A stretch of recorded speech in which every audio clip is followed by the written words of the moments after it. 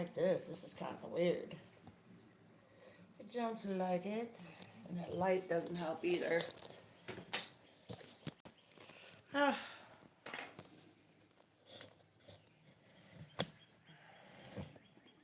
I wonder if it doesn't go any further down, huh? Oh boy. Anyway, let me get this in. Let me see. I need a scarf for his hair. Where is? Where is my black do rag? That's what how other it is. That's what girl needs.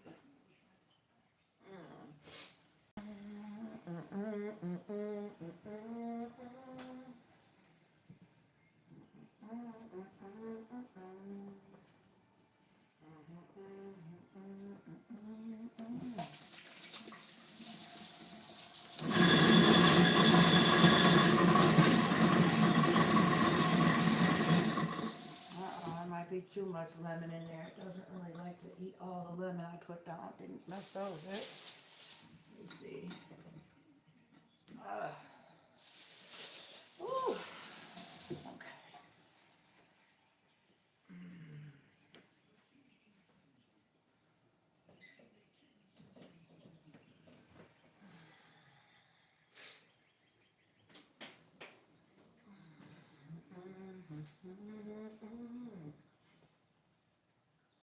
Where did I put my pot holder?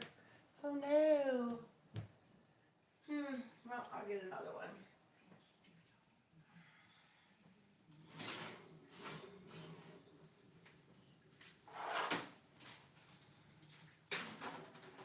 All right, Kid Dynamite.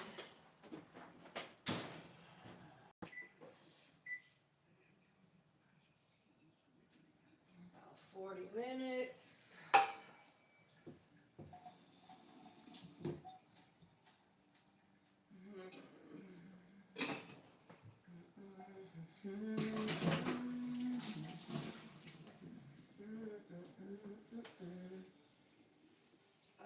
Yeah, we're about to go walk the dog here in a minute.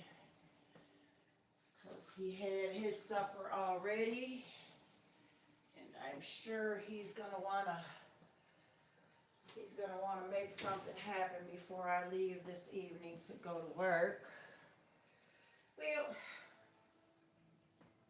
hey, welcome in, welcome in. I say tonight is not really, it's work, but it's not really work.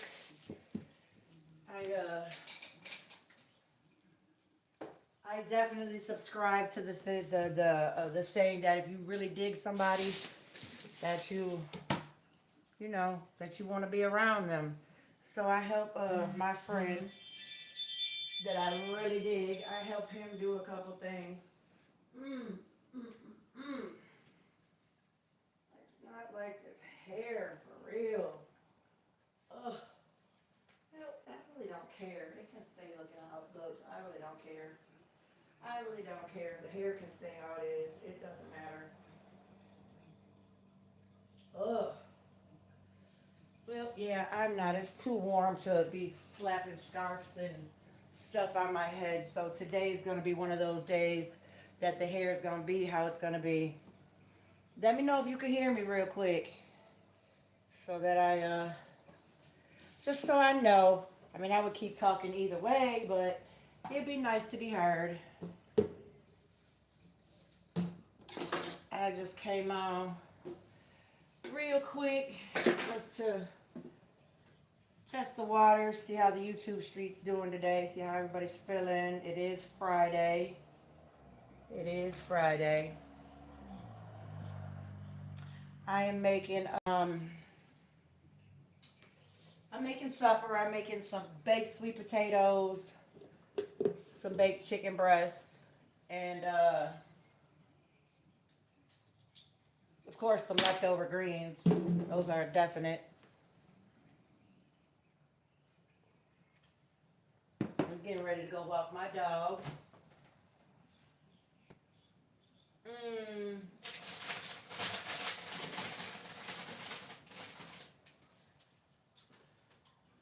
cut up a couple things because I'll also be taking my friend some some food for supper. I definitely enjoy feeding people. I enjoy feeding him in particular. And keeping it real, I've noticed like when you meet somebody that's different, like just different kind of guy, that they definitely move different. It's a whole different vibe. It's a whole different way of thinking. I mean, this man thinks and moves different than any man I've ever met in my entire life, ever. And I really like it. I really, really enjoy it. Where is the top to my, oh, it's in there, okay. I really enjoy how this cat moves, man. I like it. I like it a lot. He moves so different. I had mentioned before, he's very calming. He's very much when I'm in his presence, he just calms everything down. I mean, I have a tendency to get overwhelmed. I definitely have a tendency to talk a whole bunch. You know, and he tolerates the talking, a lot of talking. He tolerates it, but when he's had enough, he'll be like, all right now. You've been and talked my ear off, you're wasting my minutes. You know, type of thing. But like I said, when you meet somebody that moves so different and you start to recognize stuff that unfortunately a lot of us ladies were not taught as young girls. You know, even if you had a father at home, sometimes, you know, like I said, I'm a 70s baby. My mother married a man when I was 2, and he adopted me. So he's the only father I've ever known, ever known. But he came from a different place. Like that, he didn't do.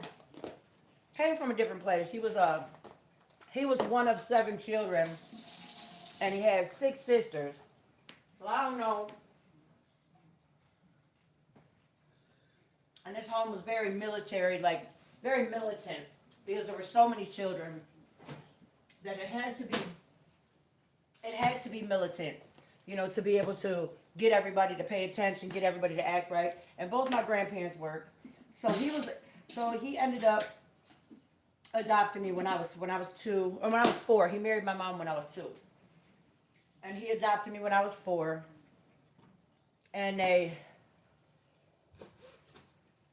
he was very militant.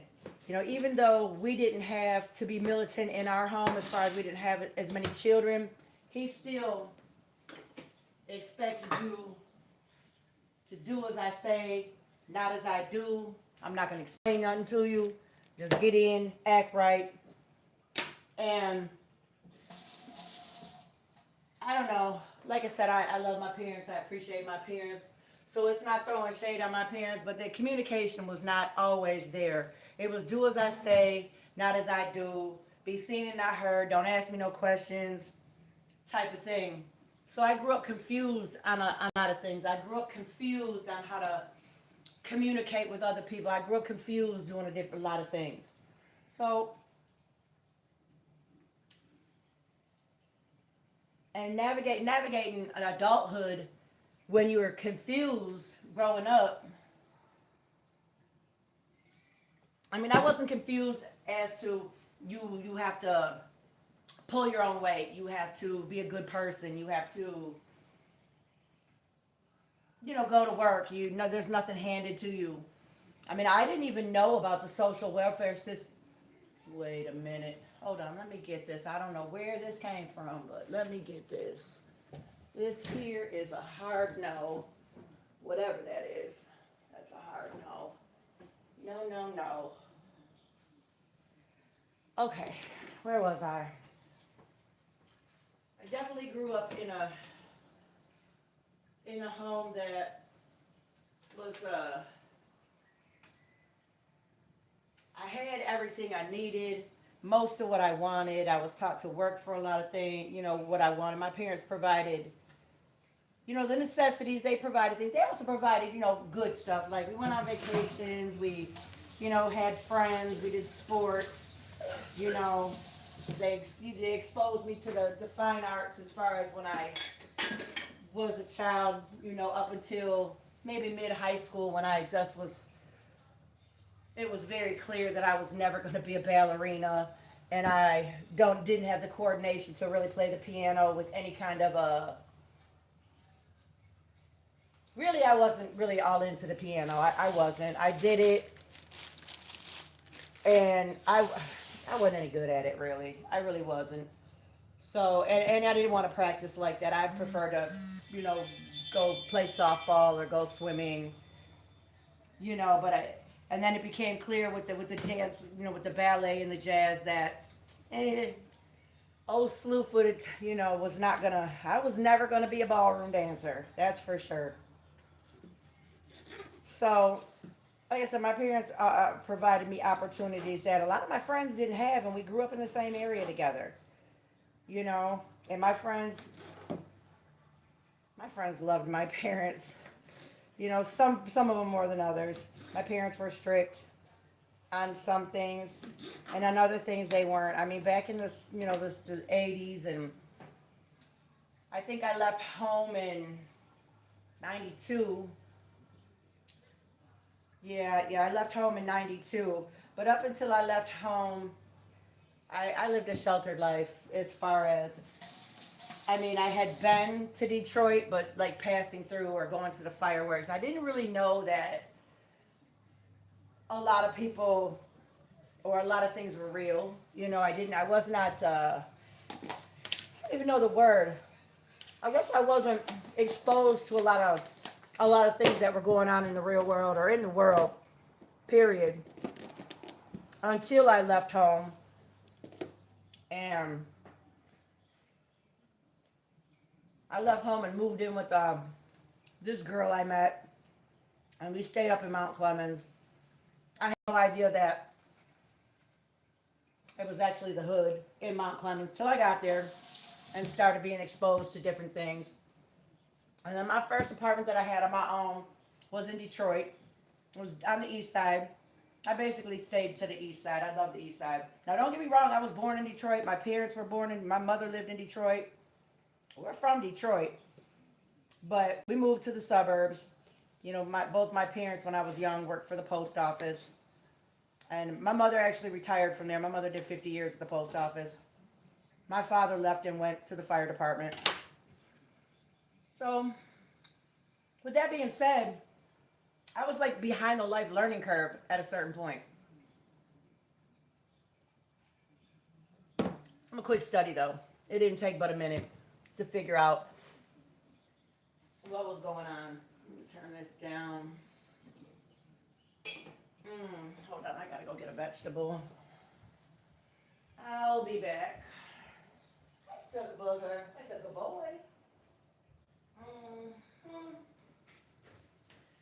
So a lot of times you miss things that maybe you should not have done. I hope I didn't know.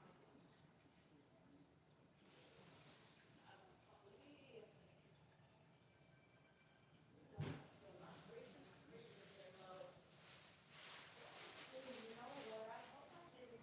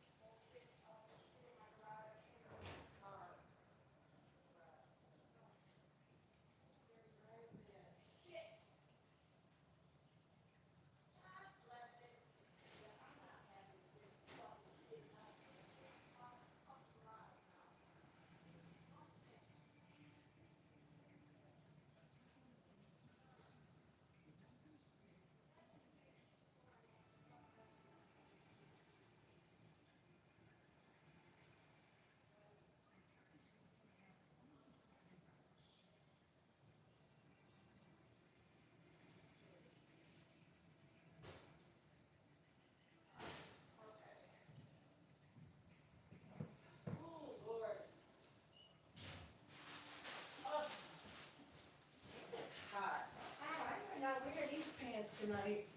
It just seems a little too hot. Uh-oh. Yeah, it seems like it's a bit too hot. Yeah. My bad, my bad. I had to go get a vegetable and make sure that I had my cleaning supplies together for tonight, which means that I not sit on my ass all day and not wash our cleaning rags and supplies, but I did. But now it seems like it's very humid. I don't know if I'm going to wear these long pants tonight because being hot is not my style. I do not like to be hot. Hold on.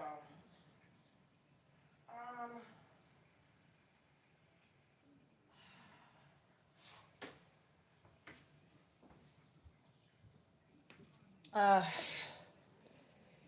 anyway, I really didn't have much to say. Not for real. I don't know if I'm gonna have to do some stunts or whatever to get y'all to come over here. Not for real. But I appreciate you that did come. I appreciate you hitting the like. I'm actually gonna skate up out of here.